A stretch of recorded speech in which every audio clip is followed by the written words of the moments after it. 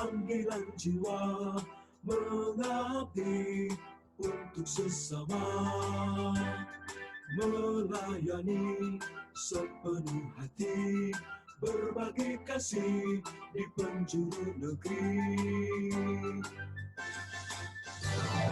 Kami datang membawa harapan, berjuang demi kemanusiaan, berbekal iman pada pemilik kehidupan, agar dunia berlimpah kebahagiaan. KMU kita, KMU maju dengan layanan bermutu. KMU kita, KMU jaya, siap sigap tanggap menebar cinta.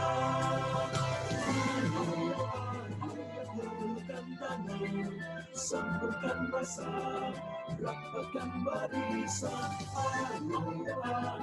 bergandeng tangan, gerak bersama, bangun peradaban.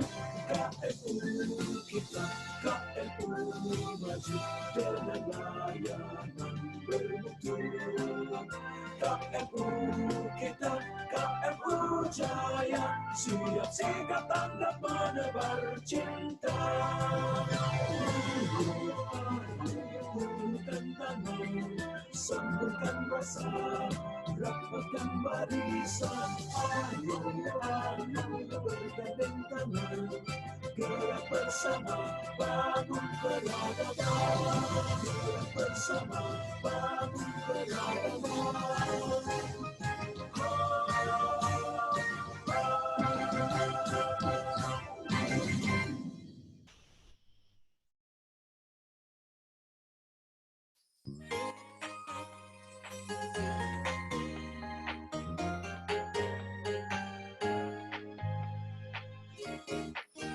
Mata sehat, tak lagi kabur, dari yang muda sampai yang uzur. Mata adalah jendela dunia, hadiah terindah Sang Maha Kuasa. Melayani dengan cinta, handal dokternya, canggih alatnya. Melayani sepenuh jiwa, keramahannya begitu istimewa. Klinik Mata KMU hadir berbakti di seluruh negeri. Klinik Mata KMU, solusi tepat kesehatan mata kita.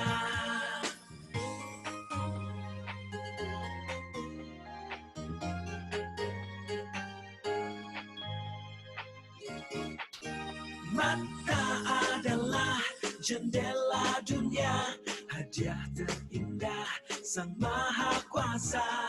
Melayani dengan cinta, handal dokternya, canggih alatnya. Melayani sepenuh jiwa, keramahannya begitu istimewa.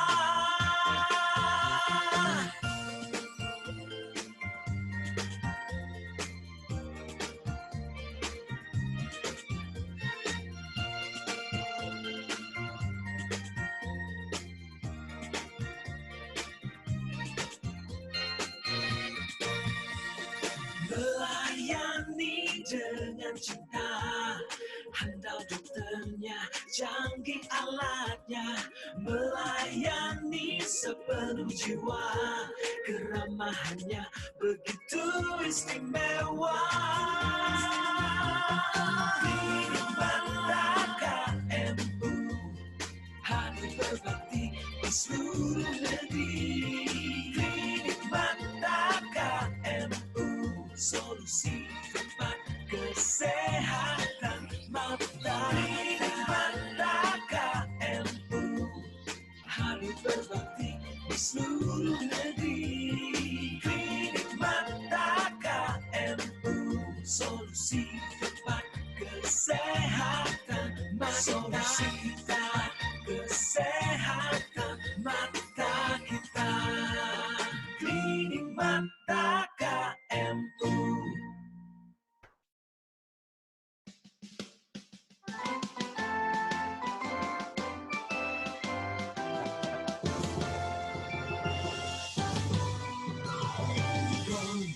hadir karena panggilan jiwa mengabdi Manan.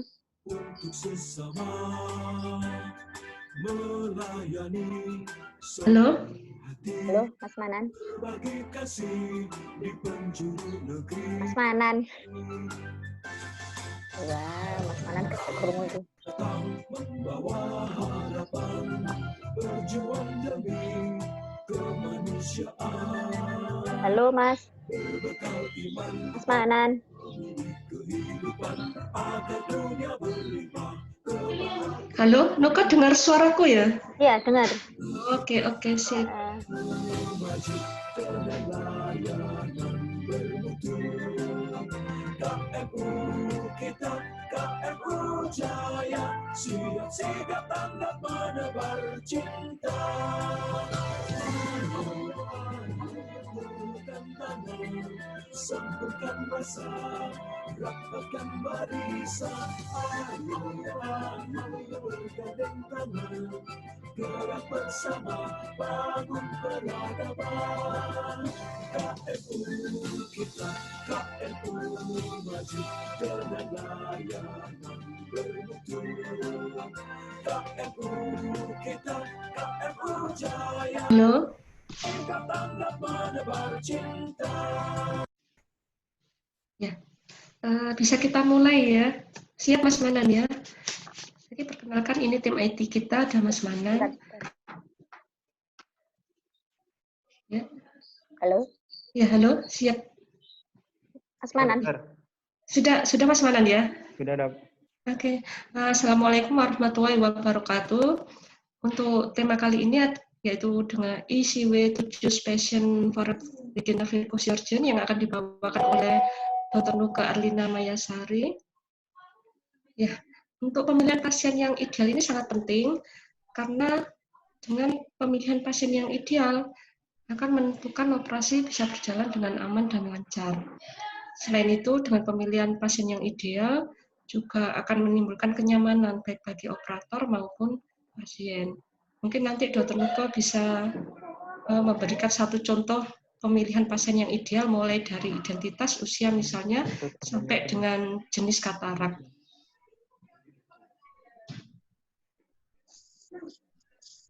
Ya, terima kasih. Bisa dengar suara saya ya, Dokter Ima? Ya, bisa. Ya. Assalamualaikum warahmatullahi wabarakatuh. Selamat siang.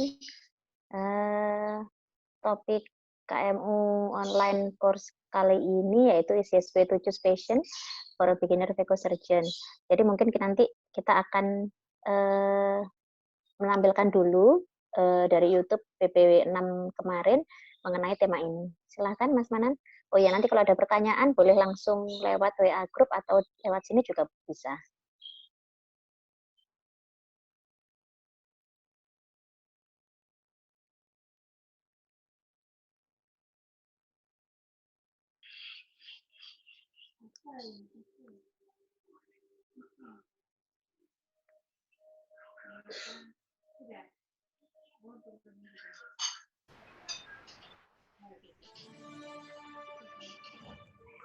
Assalamualaikum warahmatullahi wabarakatuh. Selamat pagi. Pagi ini saya akan membawakan materi tentang, sebetulnya kalau diringkas judul saya ini Patient Selection ya. Ini slide judulnya ini dibikin biar keren aja sih, jadi kayaknya panjang keren gitu.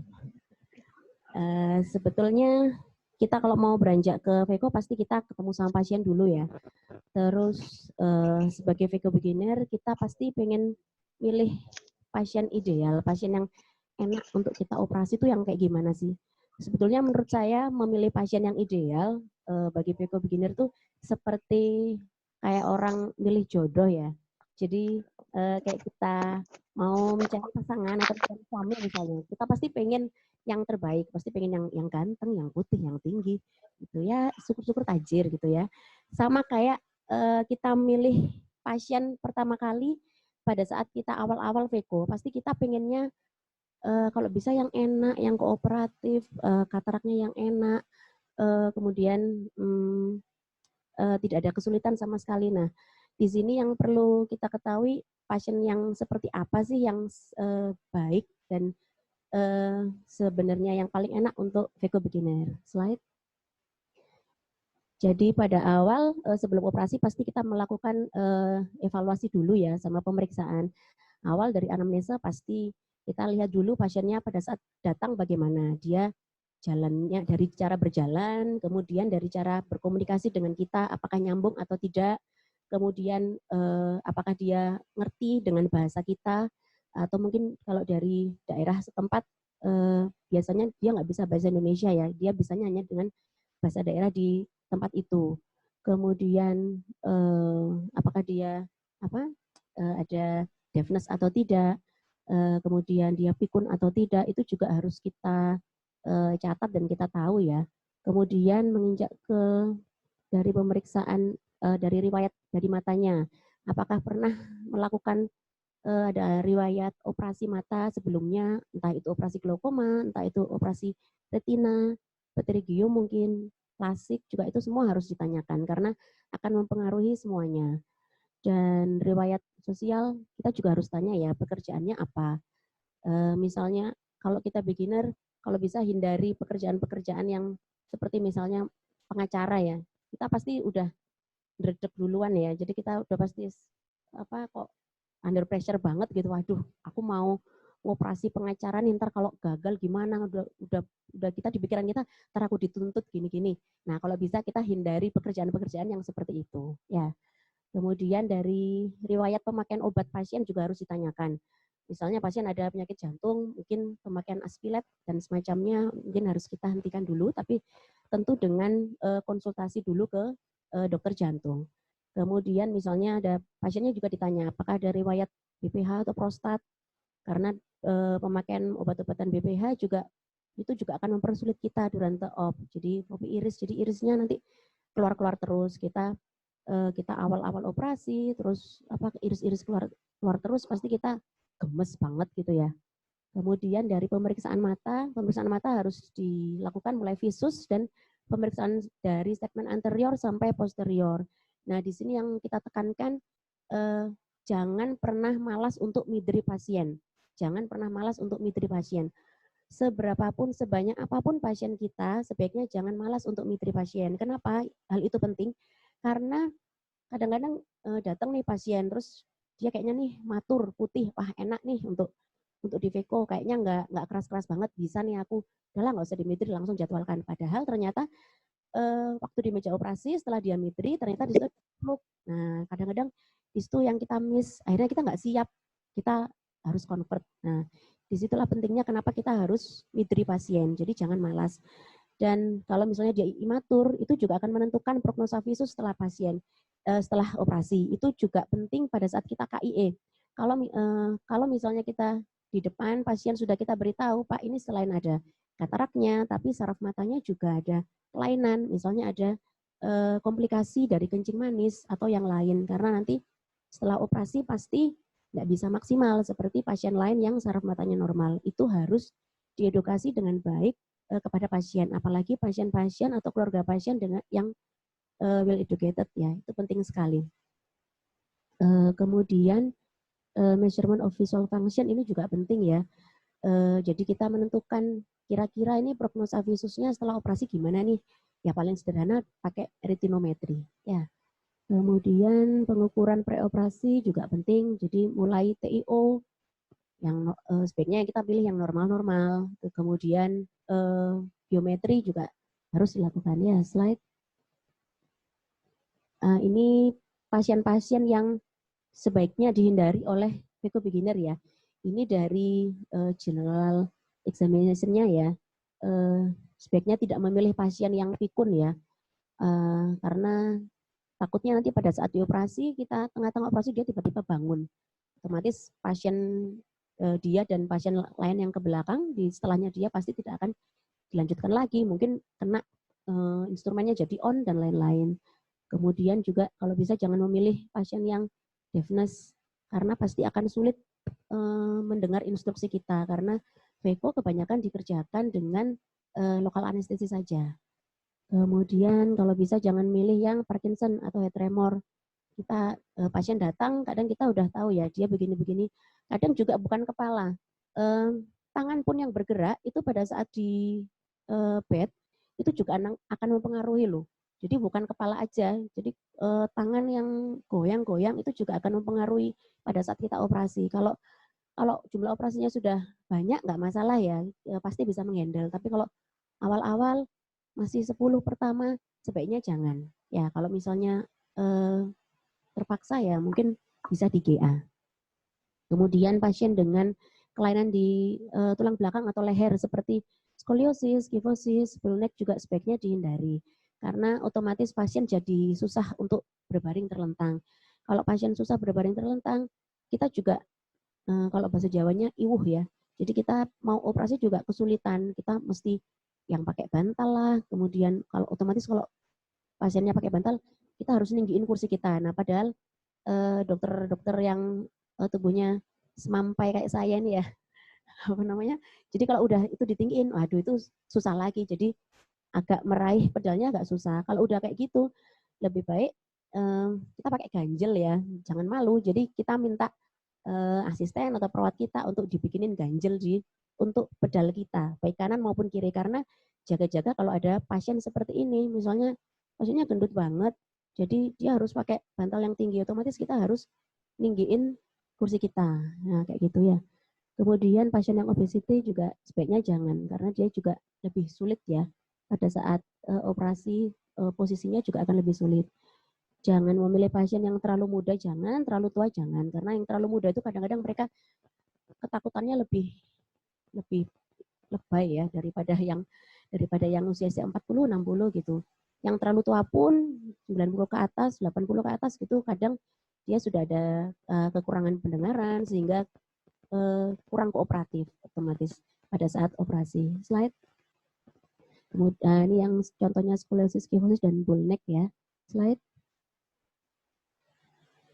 Ini dari pemeriksaan matanya, kalau dari luar nistagmus itu jelas sulit ya. Kalau awal-awal kalau kita dapat pasien yang nistagmus terus ada kataraknya, itu akan lebih susah pada saat kita operasi. Kadang ada pasien yang dia bisa anteng pada saat di slit lamp atau pada saat kita biometri atau TIO, kalau misalnya TIO-nya masih pakai siot ya, dia ada yang bisa anteng. Cuman kalau ada yang nggak bisa diam, jadi dari untuk begini. Kemudian tulang alis yang jadi ini terlalu menonjol, jadi matanya ke dalam banget. Jadi kenapa itu nanti menyusahkan kita prominent brow ini? Karena pada saat operasi Vego kita kan pasti banyak air. Pada saat kita semprot-semprot kornea, itu pasti air akan tergenang di depan kornea dan itu akan menghambat atau mengganggu visualisasi kita. Kemudian abnormalitas di kelopak mata seperti entropion, ektropion juga pasti harus dihindari karena biasanya post-op takutnya infeksi dan lain-lain. COA yang dangkal ini kenapa kok dihindari? Jadi sebetulnya yang ideal itu memang ICD-nya lebih baik 3 ya, lebih dari 3 ya. Kalau sudah 2,13 atau 2,30 ke bawah itu biasanya kita akan kesusahan manuver apapun. Jadi mulai sisi kita pasti kesulitan, kita kayak sesek gitu ya. Jadi mau sisi viskonya udah keluar karena saking CO-nya saking dangkalnya, kita keluar lagi instrumen visko lagi, terus kita mulai sisi lagi. Jadi tidak akan bisa dalam satu kali melakukan kapsulorhexis, pasti sulit pada saat COA dangkal ya. Kemudian COA yang terlalu dalam itu pun juga sulit. Kenapa sulit? Karena COA yang terlalu dalam itu biasanya kita kesulitannya pada saat mulai awal ya, grooving. Jadi kita posisi handpiece kita nanti akan terlalu menukik. Nah sementara Veko beginner itu biasanya kita masih takut terlalu dalam. Padahal kalau groovingnya nggak bagus, kurang dalam, kita juga nggak akan nge-crack dengan sempurna. Nah sebaiknya yang terlalu dalam pun, COA yang terlalu dalam pun juga dihindari. Kemudian exposure keratopati jelas harus dihindari. Slide.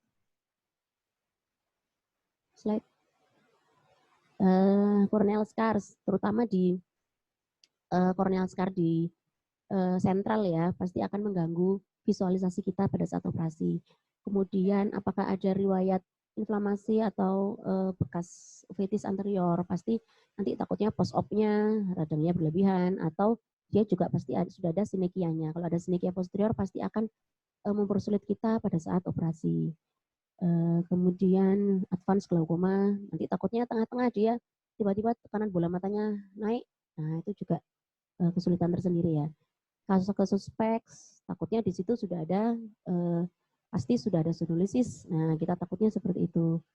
Vakokinesis juga sebaiknya juga dihindari ya untuk vaco beginner, dan matur atau hipermatur katarak juga dihindari karena kalau terlalu mateng dia yang brown black itu pasti pada saat kita grooving atau pada saat kita vaco dia pasti akan mental ya. Jadi kekuatan vaconya nggak cukup kuat untuk menghancurkan si lensa karena saking kerasnya. Maupun katarak Morganian pun yang korteknya sudah mencair pun itu juga sulit. Sulitnya mulai dari awal pada saat kita sisi karena nggak ada bantalannya itu kita pasti sulit. Selain Morganian pada saat sisi sulit juga pada saat kita mau makan karena pasti nukleusnya lari-lari muter-muter terus itu juga sulit kita untuk megang. Slide. Kalau ini dari segmen posteriornya high myop juga dihindari sebaiknya karena biasanya pasien-pasien high myop sama seperti kalau yang COA dalam ya. Jadi kita otomatis pada saat manuver butuh agak menukik sedikit. Itu juga menurut saya juga suatu kesulitan. Kemudian ada riwayat vitrektomi atau ada diabetik retinopati. Terutama misalnya dia ada PDR-nya, sudah ada rubiosis iridis. Nah, itu bisa aja kena apa namanya? Kita nyenggol pada saat kita melakukan manuver sesuatu, kita nyenggol rubiosis iridisnya terus kemudian perdarahan. Itu juga akan mempersulit kita karena pasti perdarahannya akan mengganggu visualisasi. Slide. Nah, dari tadi kan, dari tadi kok jangan ini, jangan itu, terus mana dong yang boleh buat saya kan? Sementara kan zaman BPJS kayak gini, yang datang ke kita pasiennya udah sedikit, sudah syukur-syukur dok itu ada katarak, sudah ada yang bisa saya operasi, tapi di saat ketemu kok ini ya, kok ada kesulitan ya, sebenarnya nggak apa-apa sih. Kita kalau misalnya mau ambil itu nggak apa-apa asal sebaiknya dengan pendampingan dalam artian kalau misalnya di tempat dokter ada yang lebih senior, ada yang sudah lebih expert vekonya, mungkin bisa dimintain tolong untuk nemenin. Waktu kurang 2 menit. Iya, makasih. Slide. Jadi ideal pasien yang baik untuk veko beginner itu umurnya kurang lebih sekitar 40-70. Jadi tidak terlalu muda, juga tidak terlalu tua. Kemudian pasti pasien yang kooperatif. Dia dengar kita, dia tahu kita menginstruksikan apa sehingga lebih mudah koordinasinya. Visusnya sekitar ya 3/60, 6/30 dan grade-nya sekitar 2/3. Slide. Kalau katarak-kataraknya sebaiknya hindari yang katarak yang lunak grade 1, kemudian yang matur hipermatur juga harus dihindari. Traumatik katarak juga harus dihindari karena takutnya sudah ada subluk atau fibrosis kapsul ya. Kemudian ada subluxasi dan katarak polaris posterior sebaiknya juga dihindari karena biasanya kebanyakan jadinya PCR VP. Slide. Jadi ini grading ya. Sebaiknya di grade 2-3. Ini yang nomor 2 dan 3 itu. Kenapa kok di sekitar grade 2-3? Karena nukleusnya sudah lumayan agak keras. Kita ada pegangan untuk pada saat kita chop dan pada saat kita ataupun kita misalnya di NC kita mau belah itu udah enak daripada yang grade 1 kita mau belah sulit banget. Sedangkan grade 4 dan grade 5 juga terlalu keras banget sehingga vekotipnya nggak bisa megang si lensanya. Slide. Jadi pesannya untuk ideal pasien tuh gimana sih? Jadi pertama anamnesa harus baik dulu. Semua kita tanyakan mulai riwayat penyakit, ada riwayat alergi atau tidak, riwayat pekerjaan juga. Kemudian pemeriksaan juga harus baik dari depan sampai belakang. Jangan malas untuk memitri pasien dan kemudian komunikasi yang bagus ya. Dan apabila di tengah-tengah kita ada kesulitan, jangan segan, jangan sungkan, jangan merasa gengsi kalau kita harus convert. Kalau asalkan itu untuk kebaikan dan keselamatan pasien. Pokoknya patient safety ya. Jadi kalau kita tengah-tengah ada kesulitan, ya udah nggak usah ragu untuk convert aja ke misalnya ICCE. Dan satu lagi, kalau bisa setiap kita operasi sebaiknya kita rekam. Hal itu untuk self assessment kita. Misalnya di tengah-tengah kita tadi ada kesulitan apa sih? Kita di rumah bisa bisa muter ulang videonya. Oh, kesalahanku di situ. Jadi untuk selanjutnya harapan kita tidak akan mengulangi kesalahan yang sama. Sekian dari saya. Assalamualaikum warahmatullahi wabarakatuh. Ya, kalau ada pertanyaan bisa lewat WA grup ya. Kita tunggu. Tadi membicarakan tentang pasien kooperatif. Bagaimana tips-tipsnya Dr. Nuke untuk mengetahui kira-kira pasien ini kooperatif apa enggak? Ya, terima kasih Dokter Ima. Jadi yang pertama bisa kita lakukan mungkin dari awal pasien datang ke tempat praktek kita ya, pertama dari cara berjalannya mungkin. Kemudian pada saat kita lakukan anamnesa dengan pasien, apakah pasien nyambung atau tidak dengan pertanyaan kita. Kemudian pada saat pemeriksaan pasiennya nurut atau tidak, baik itu dari waktu pada saat dia menempelkan kepala di slit lamp, pada saat kita TIO, entah itu TIO sheet atau yang NCT, kemudian pada saat biometri. Dari situ sebetulnya bisa kelihatan ya pasien itu apakah kooperatif atau tidak. Kemudian jangan lupa bahasa juga perlu ya kalau menurut saya ya, karena memang tidak semua pasien mungkin bisa bahasa Indonesia. Kadang ada yang tidak satu daerah dengan kita, kemudian dia tapi nggak bisa selain bahasa itu. Kalau misalnya kita yakin kita bisa melakukan operasinya, maksudnya kataraknya kita yakin boleh dikerjakan, tapi sebaiknya mungkin akan lebih baik dengan GA, karena takutnya nanti pada saat kalau kita tetap memaksakan VECO tapi dengan anestesi lokal, takutnya nanti karena dia nggak ngerti apa yang kita mau, nanti bisa-bisa dia semakin tidak kooperatif. Seperti itu.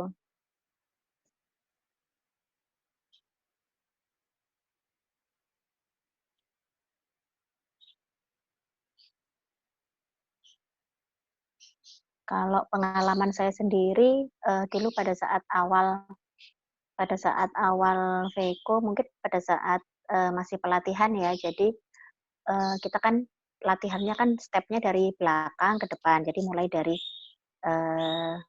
pasang iol atau Avisco dulu, kemudian pasang iol dan IA Cortex. Mungkin dulu pengalaman saya pasien pertama sampai 6 aman-aman aja, tapi saya ingat banget waktu itu pasien ke-7, pengalaman saya waktu itu saya merasa masukin Visconya udah cukup, ternyata kurang, sehingga pada saat saya memasukkan Visco, memasukkan iol, kemudian terjadi PCR. Sebenarnya itu pasiennya anteng-anteng aja, cuman karena saya kurang memasukkan Visco yang cukup ke back dan COA, jadinya jadi PCR. Itu salah satu pengalaman pada saat saya jadi VECO beginner seperti itu.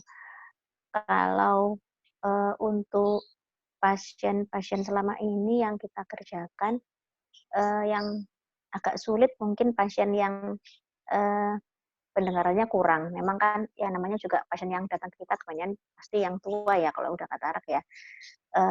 Waktu itu pernah yang satu pasiennya masih ada visusnya, masih lancar. Yang satu yang kita operasi, saya lupa kalau nggak 1/60 kalau nggak salah. Kemudian saya sama perawat saya ini bikin simulasi. Jadi karena selama di poli dia tidak bisa mendengar sama sekali, tapi dia dengan tulisan dia paham. Jadi kita bikin tulisan pada saat di OK, misalnya jadi besar-besar tulisannya, Pak berbaring, Pak nanti jangan lirik-lirik seperti itu. Jadi alhamdulillah operasinya berjalan dengan lancar. Jadi kita memang harus persiapkan betul dari awal. Jadi kira-kira pasien ini kesulitannya di mana, apakah baik dari segi kataraknya ataupun dari faktor pasien itu sendiri. Kalau misalnya dari faktor pasien itu sendiri, misalnya itu tadi, misalnya apakah mengerti atau tidak bahasa kita, dengar atau tidak, kemudian dari postur tubuhnya, apakah obesitas atau apakah ada kelainan leher atau tulang belakang, itu juga perlu perhatian khusus.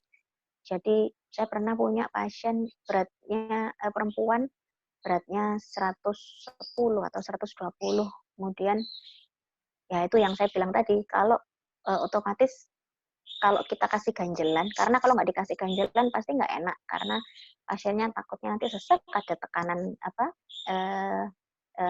intraocular pressure ke atas ya, karena kan pasiennya juga leher pendek. Kemudian kita kasih ganjel, nah karena kita kasih ganjel, otomatis saya harus meninggikan mikroskop kita, sedangkan saya kan tidak cukup tinggi, jadi menggapai pedal juga agak sulit, jadi saya selalu siap ganjelan untuk pedal kanan maupun kiri supaya kalau mengantisipasi kalau ada pasien seperti itu lagi, kita di ruang OKA sudah siap seperti itu. Ya, barangkali ada pertanyaan ya, bisa chat lewat WA group. Dari kriteria yang Dr. Nuke sebutkan tadi, dari ada kendala mungkin bahasa, terus juga jenis katarak. Kira-kira pengalaman Dr. Nuke waktu masih Veko beginner dulu, yang paling sulit di antara itu yang apa? Jenis katarak kah atau gangguan kendala bahasa? Sebetulnya kalau untuk saya semuanya sulit. Kalau dulu awal-awal, menurut saya semuanya sulit. Satu, dari tekniknya aja kita sudah sulit ya. Maksudnya dulu kan kita hanya CCE, SICS, kemudian kita sekarang kan harus bisa mengenal Veko. Dari tahap-tahapannya itu sendiri kita sudah harus sulit, tapi kita tetap harus sering berlatih, itu jangan lupa ya. Kemudian dari segi pasien juga, kalau pasien menurut saya dua-duanya cukup mendukung ya, jadi baik dari segi jenis kataraknya ataupun pasiennya itu sendiri.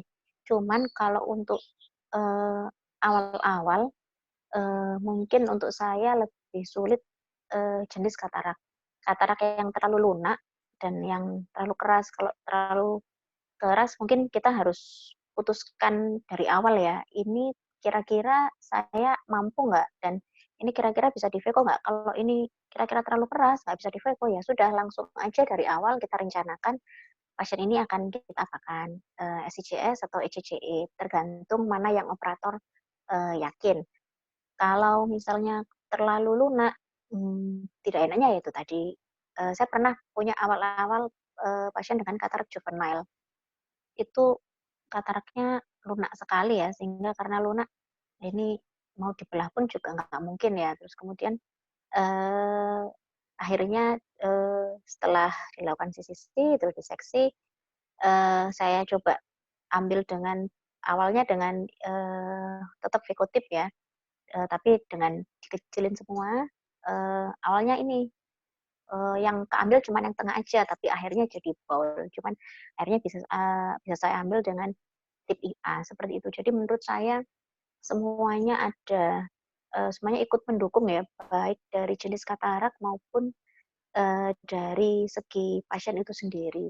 Apalagi kalau saya sering juga seperti ini. Jadi misalnya di poli sudah kita mitri nih, misalnya visusnya sebenarnya ya 4/60, 0,1. Nah, sebenarnya itu kan kayaknya kan, wah ini enak nih untuk di Veko gitu kan. Terus waktu udah dilebarin juga fundusnya masih samar-samar. Jadi apa namanya, masih ada fundus refleksnya. Kayaknya nggak terlalu keras. Tapi pada saat di ruang operasi sering juga ternyata tidak sesuai dengan dugaan kita. Jadi ternyata tidak seenak atau tidak selunak itu. Kadang, loh kok ternyata kok keras banget ya. Nah, sehingga kadang-kadang sering kayak gitu. Jadi memang mungkin semakin banyak pengalaman akan semakin menambah ini ya, pengetahuan kita juga bahwa oh ternyata yang kita lihat di poli, di slit lamp kadang tidak seindah yang kita harapkan. Menurut saya seperti itu sih. Mungkin dari Dokter Irma sendiri punya pengalaman waktu awal-awal belajar Veko dulu, mungkin ada pengalaman khusus atau kesulitan apa yang sampai sekarang nggak pernah dilupakan, Dokter Irma? Iya, kalau ini kalau memilih pasien yang benar-benar ideal, memang kita nggak selalu dapat. Kadang dari semua segi ideal, mulai dari usia dan sampai jenis katarak ideal, tapi ternyata ada IT atau XT. Nah, itu juga sedikit mempersulit. Gitu.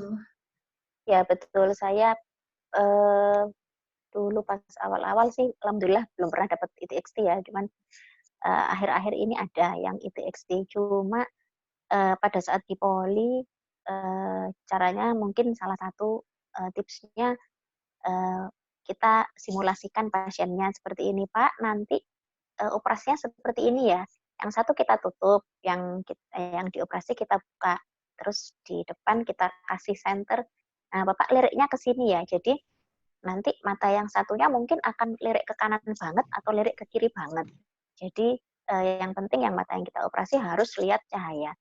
Nah, kalau pada saat di poli, pada saat kita simulasi seperti itu, pasiennya nurut dan kooperatif, itu bisa dilanjutkan. Seperti itu. Kecuali kalau misalnya sudah disuruh lihat ke lampu, mata yang akan dioperasi itu sudah disuruh lirik ke lampu terus, tapi dia tetap kurang ke center ya, kurang lihat ke arah cahaya, agak sulit itu. Sebaiknya pada Vico beginner sebaiknya jangan dilanjutkan dengan lokal anestesi, sebaiknya kalau mau tetap mengerjakan Vico nggak apa, tapi sebaiknya dengan general anestesi, karena memang ditakutkan nanti kalau pada saat udah pasiennya keadaannya seperti itu, tidak ortofori, kemudian pasien bingung dengan arahan kita, lihat lampu, aduh ini yang mana sih yang lihat lampu, aku dari tadi juga udah lihat lampu, tapi ternyata dia masih belum ke center, belum di titik yang kita harapkan, karena dia ada IT atau X itu tadi. Kalau seperti itu, sebaiknya nggak apa-apa, Viko, tapi tetap dengan general anestesi, seperti itu kalau saya. Ya, berarti masih bisa disiasati, Dokter Nuke ya. Jadi ya masih bisa. Jadi dengan coba dulu simulasi dulu di poli. Kalau Biasanya bisa diajarin lanjut gitu ya. Ya gitu. Jadi biasanya kita coba di bed pada saat sebelum biometri atau setelah biometri, nanti operasinya seperti ini ya, yang ini ditutupin. Jadi benar-benar saya tutupi misalnya dengan tisu. Kemudian saya kita beri lampu di atas mata pasien yang akan kita operasi. Nah, coba Bapak ngelirik ke sini. Nah, kayak gitu terus ya Pak, bisa nggak? Nah, kalau misalnya pasiennya bisa kooperatif, insya Allah bisa dilanjutkan dengan aman. Seperti itu. Yang penting keamanan dan keselamatan pasien ya, kita jangan pernah memaksakan karena, aduh aku pengen nih pokoknya harus eko. Tapi kalau misalnya kita nggak yakin apakah dari segi kataraknya ataupun dari segi si faktor pasiennya, kita nggak, aduh kayak gini ya, kalau udah nggak yakin sebaiknya jangan diteruskan, seperti itu. Ya, oke, terima kasih Dokter Nuke. Barangkali ada pertanyaan, bisa cek di WA Group, masih kami tunggu. Terus mungkin ada yang mau Dokter Nuke sampaikan hal yang penting, mungkin bisa ditekankan lagi. Sebenarnya ini tema yang tidak terlalu sulit ya, cuman memang penting karena penting untuk Vico beginner ya, karena pemilihan pasien itu kadang kita gini ya, kita bingung. Dia misalnya visusnya 0,1, cuma dia brown. Nah, brown itu menurut saya awal-awal itu keras banget dan itu menurut saya sulit sekali. Jadi dibelah itu sulit, dicop itu saya juga belum bisa dulu awal-awal. Jadi pada saat ngecop itu kayak nukleusnya kayak goyang-goyang terus, nggak bisa kebelah-kebelah, akhirnya kesulitan di saat-saat operasi. Nah, kadang-kadang itu kita yang harus perhatikan. Jadi pada saat di poli, pada saat pupilnya sudah mitri, kita betul-betul harus lihat memang ketebalan dan ketipisan kataraknya itu seperti apa, karena itu akan mempengaruhi pada saat nanti kita dioperasi di ruang OK, itu teknik apa yang kita pilih. Nah, seperti itu. Itu kalau dari segi kataraknya. Kalau dari segi pasiennya, biasanya saya selalu edukasi pasien, nanti pada saat operasi seperti ini. Kadang kan pasien kan diperiksa di depan slit lamp itu kadang-kadang kan udah ngir-ngir gitu ya. Padahal nanti pada saat operasi lampunya lebih terang daripada itu. Nah, padahal dia kalau ngir-ngir sedikit, itu akan menyulitkan kita. Kalau kita biasanya kita edukasi yang pertama mau atau tidak dioperasi. Kalau misalnya mau, nanti harus nurut. Jadi harus matanya harus fokus di lampu, kemudian santai tapi harus fokus ke lampu. Jangan lirik-lirik, jangan berkedip, pokoknya santai aja. Nanti operasinya akan banyak airnya. Nah, kadang soalnya pasien dengan disiram air, kadang mereka juga kaget ya, refleksnya juga kadang-kadang ada yang sedikit heboh. Jadi biasanya di awal-awal saya selalu edukasi pasien seperti itu. Apalagi kalau pasiennya eh, eh, lebih tua, lebih dari 70 gitu, terus mungkin pasiennya agak kurang mengerti, biasanya keluarganya pasti saya mintain tolong untuk nanti di rumah tolong dikasih tahu lagi ya. Apalagi yang pasiennya misalnya agak kurang pendengarannya, biasanya saya selalu minta tolong keluarganya untuk nanti dikasih tahu ya di rumah kalau nanti harus nurut, nggak boleh lirik-lirik, nanti daripada hasilnya kurang bagus atau bagaimana gitu. Karena yang namanya operasi itu semuanya juga tidak bergantung dari hanya operator saja, tapi juga dari pasien seperti itu. Biasanya setelah dikasih tahu seperti itu, biasanya insya Allah sih pasien mengerti ya. Ya seperti itu. Mungkin dari dokter Irma ada masukan atau ada pengalaman yang lain mungkin kesulitan apa yang ditemui pada saat awal-awal Veko dulu?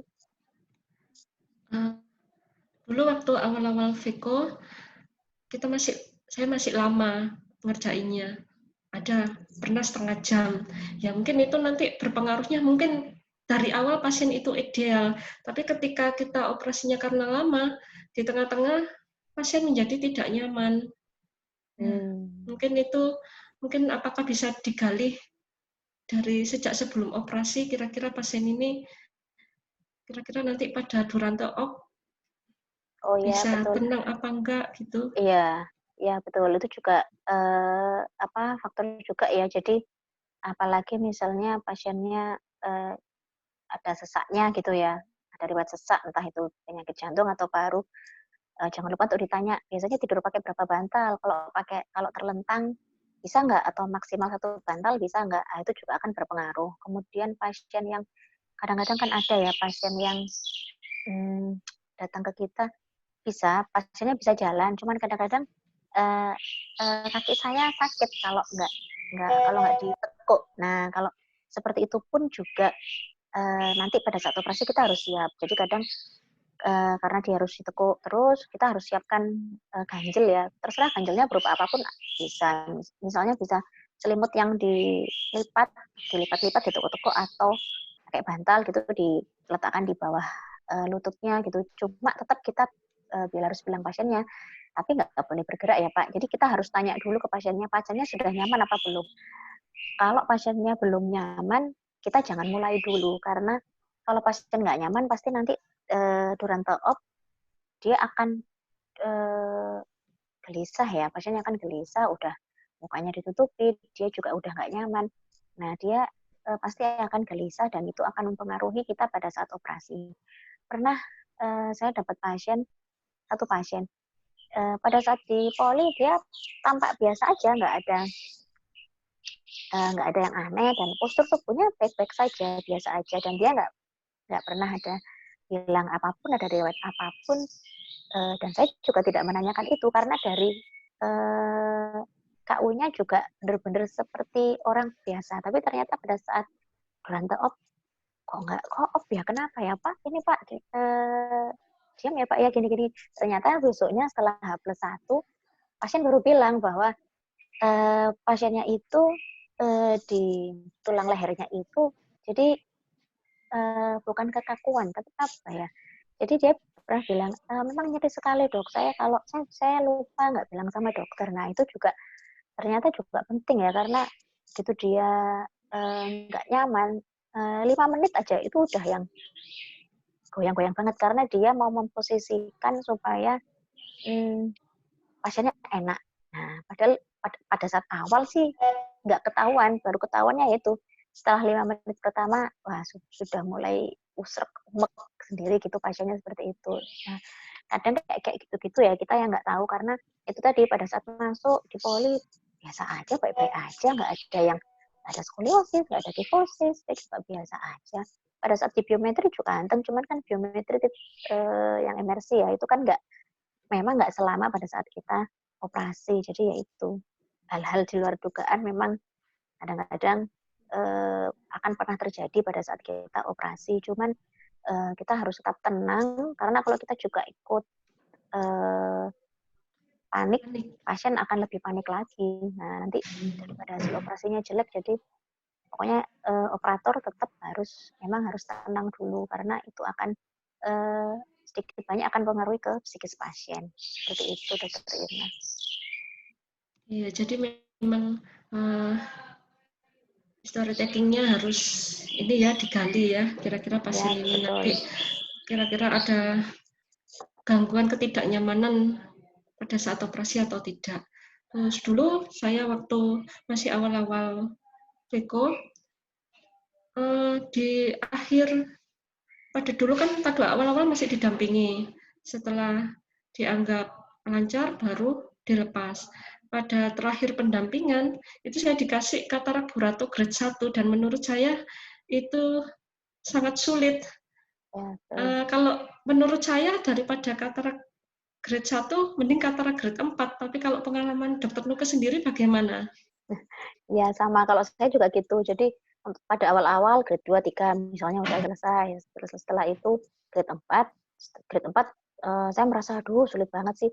Tapi begitu kita dikasih yang grade 1, waduh menurut saya itu lebih sulit karena kita nggak tahu mana yang kita pegang. Kemudian untuk ngambil materinya pun itu lebih sulit. Jadi seperti yang gambar saya tadi, kalau grade 1 itu kurang ada pegangannya ya karena masih lunak banget. Beda sama grade 3 ya atau grade 2, 3 yang kita sudah bisa ada pegangannya, baik itu pada kita mau DNC ataupun kita mau chop itu sudah bisa. Tapi kalau grade 1 memang sulit sekali karena itu memang lunak ya, lunak sekali sehingga kita kalau dulu saya mungkin karena saya nggak berani, jadi kadang kita lakukan viskodiseksi untuk lebih memudahkan pada saat kita ngambil materinya, mungkin seperti itu. Kalau kasus-kasus lain yang di awal-awal dulu, kesulitan yang lain selain misalnya ada pasien obesitas maupun kayak tadi ya, yang tiba-tiba lehernya sakit seperti itu. Ada satu pasien, tapi untungnya waktu itu saya sempat gali pasien laki-laki mengkonsumsi obat-obatan tertentu apa tidak, selain kontrol ke polimata, kontrol ke polimana lagi. Ternyata dia kontrol ke poliurologi. Jadi dia ada sakit BPH dan dia mengkonsumsi obat untuk prostat. Jadi tetap kita konsulkan dulu ke dokter urologinya karena saya takutnya kalau pas udah operasinya sulit, kemudian nanti dipersulit dengan iris-iris yang keluar-keluar terus kan pasti tidak nyaman untuk operator. Jadi kita konsulkan untuk apakah penghentian sementara boleh atau tidak.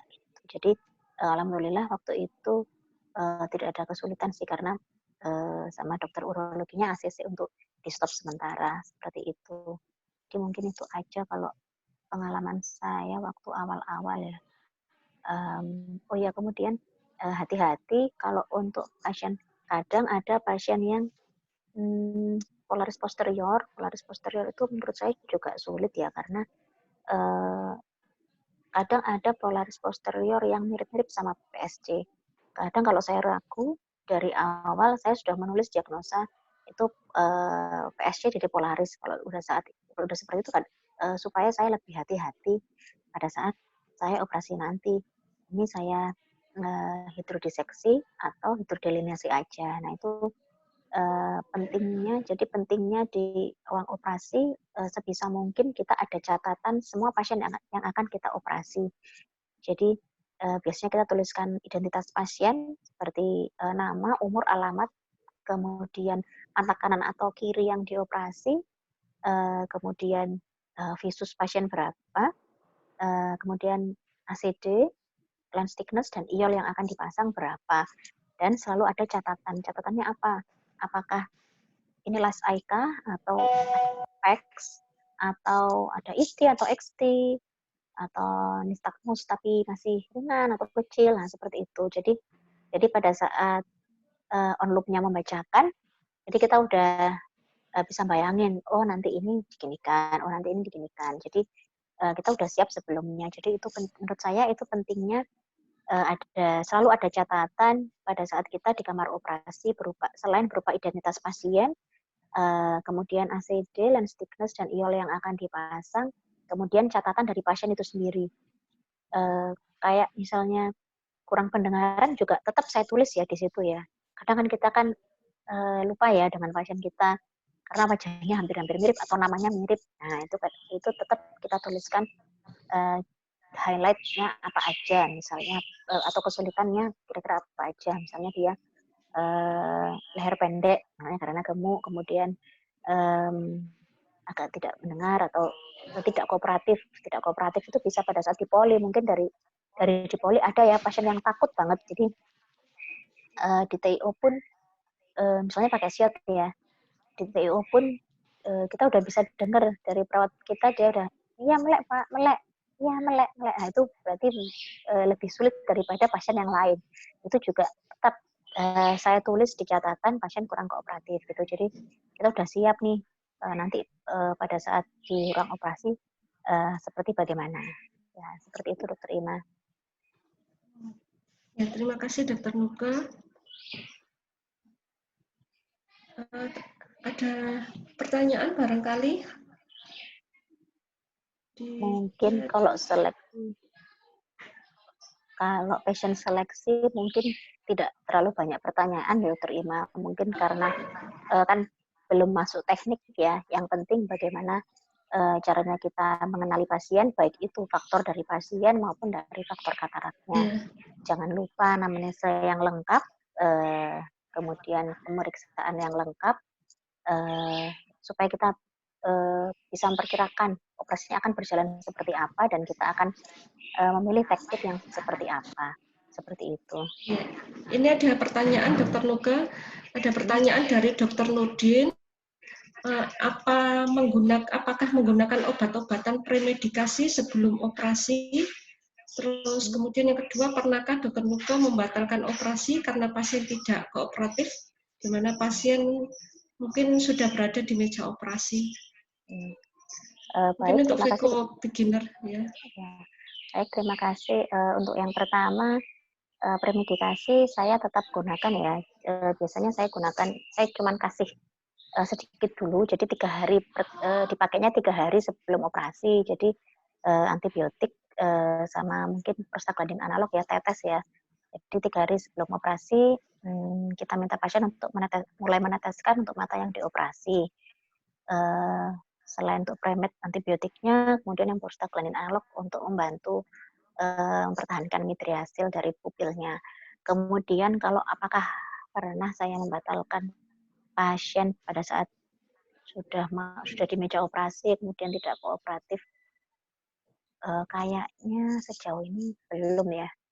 Kayaknya nggak ada karena biasanya di poli kalau sudah nggak kooperatif banget pasti tidak kita persiapkan untuk operasi dengan lokal anestesi.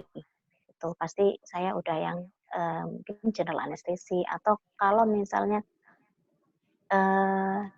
saya pernah ada satu pasien yang dengan 2 pasien. Satu pasien dia benar-benar tidak bisa bahasa Indonesia, umurnya 80 ke atas, dia hanya bisa bahasa Makassar, bahasa Sulawesi. Di sini nggak ada orang Sulawesi ya, perawat saya juga nggak ada yang ngerti bahasa Sulawesi, jadi itu pun juga pasiennya saya suruh pilih kalau mau di operasi tapi dengan bis umum, tapi pasiennya benar-benar tidak mau. Kemudian pasiennya akhirnya memilih kembali untuk ke daerahnya, untuk ke Sulawesi. Kemudian kalau yang kedua, pasien dengan retardasi mental ya, itu memang sulit sekali di slit lamp pun sulit banget untuk dilakukan pemeriksaan, apalagi ini ya biometri dan lain-lain, sulit banget. Visusnya pun kan juga tidak bisa diukur. Pada saat di slit lamp saya lihat kataraknya ODS matur. Kemudian akhirnya pada waktu itu awal-awal saya operasi, akhirnya pada waktu itu saya rujuk karena saya sarankan untuk rujuk karena supaya pada saat dia di tempat center yang lebih besar, di sana pada saat mau operasi bisa sekalian dilakukan biometri, jadi supaya ukuran iolnya juga pas ya. Yang saya takutkan adalah kalau saya yang membiometri kemudian keluar iol yang angkanya yang nilainya yang nggak biasa, dan Stream. pada saat itu saya nggak punya yang ekstrim. Terus waktu itu saya nggak punya. Yang saya takutkan seperti itu, jadi waktu itu pertimbangannya saya rujuk seperti itu, dan pasiennya mau, gitu sih. Jadi kalau untuk saat ini kayaknya tengah-tengah operasi atau mau operasi belum akhirnya saya batalkan, kayaknya kok nggak jadi, kayaknya kok nggak pernah ya. Sepertinya loh, kayaknya seingat saya kok kayaknya nggak pernah. Kan dari awal kalau misalnya sudah nggak yakin, sebaiknya langsung rencanakan ke yang lain, apakah itu GA atau ya seperti tadi, kalau misalnya nggak punya alat atau tidak yakin iolnya bakalan yang normal-normal aja, harus biometri di ruang OK, akan saya rujuk ke center yang lebih besar, yang lebih lengkap, seperti itu. Baik, Dr. Nuke, terima kasih atas penjelasannya. Kalau memang tidak ada pertanyaan lagi, mungkin Dr. Nuke bisa mengakhiri dengan ringkasan atau take home message-nya. Mungkin bisa Ya, ditayangkan, Mas Manan, di slide terakhir. Ya, baik. Untuk take home message-nya, untuk pemilihan pasien bagi VECO beginner ya. Jadi yang pertama, kita harus melakukan anamnesa dengan baik. Anamnesa dengan baik itu riwayat penyakitnya, mulai kapan kaburnya, kemudian riwayat penyakit yang lain, apakah dia konsumsi obat-obatan atau tidak, riwayat alergi, kemudian riwayat pekerjaan juga harus ditanyakan. Dan pemeriksaan kita sendiri juga harus bagus ya, dari pemeriksaan dari segmen anterior sampai posterior. Jangan pernah malas untuk mitri, karena kita bisa tahu pasti akan ada informasi setelah kita mitri. Dan dari situ kita akan bisa dapat pasien yang ideal seperti apa. Kemudian pada saat kita tengah-tengah misalnya kita ada kesulitan, jangan ragu untuk convert, misalnya ternyata kataraknya terlalu keras, kita mau convert aja deh, silakan, sebaiknya di-convert aja, karena daripada itu membahayakan pasien, misalnya daripada nanti endotelnya ada descended fold yang terlalu tebal, post-op-nya, kasihan juga sama pasiennya. Jadi kalau kita udah nggak yakin, sebaiknya segera di-convert, dan jangan lupa untuk sebaiknya bisa direkam setiap video operasi, karena itu untuk self-assessment kita sebagai operator VECO. Mungkin seperti itu saja, Dr. Ima, dari saya. Terima kasih yang sudah join. Semoga refreshing kita kali ini bermanfaat. Ya, mungkin nanti kalau ada pertanyaan nanti bisa japri ke Dr. Nuka ya, Dr. Nuka ya. Oh ya, Ya, siap. nanti akan dijawab lewat WA private. Oke. Terima kasih, semoga ilmunya bermanfaat. Ini kita akhiri. Wassalamualaikum warahmatullahi wabarakatuh. Waalaikumsalam warahmatullahi wabarakatuh.